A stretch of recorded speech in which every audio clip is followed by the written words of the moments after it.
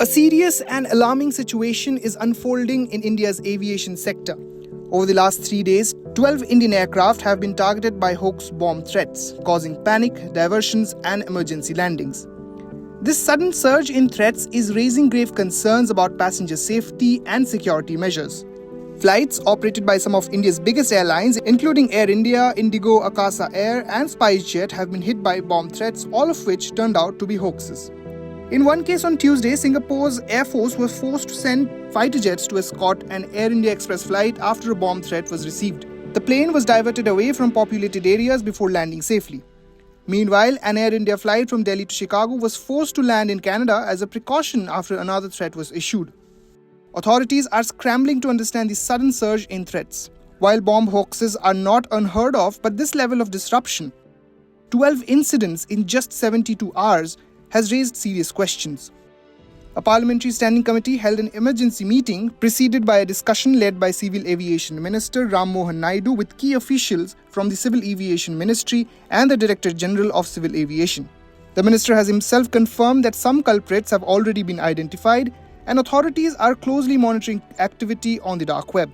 One 17-year-old minor has been detained in connection with one of the threats targeting Air India. Yesterday, an Akasa Air flight from Delhi to Bengaluru carrying 184 passengers had to return to Delhi's Indira Gandhi International Airport shortly after takeoff due to another bomb scare. This incident marks the 12th bomb threat in just 3 days. An IndiGo flight from Mumbai to Delhi was diverted to Ahmedabad, where all passengers were safely disembarked. Authorities say the aircraft was isolated for security checks. Threats posted on social media platform X led to the diversion of 3 international flights departing from Mumbai. While on Tuesday, 7 more flights were affected, including 2 Air India planes.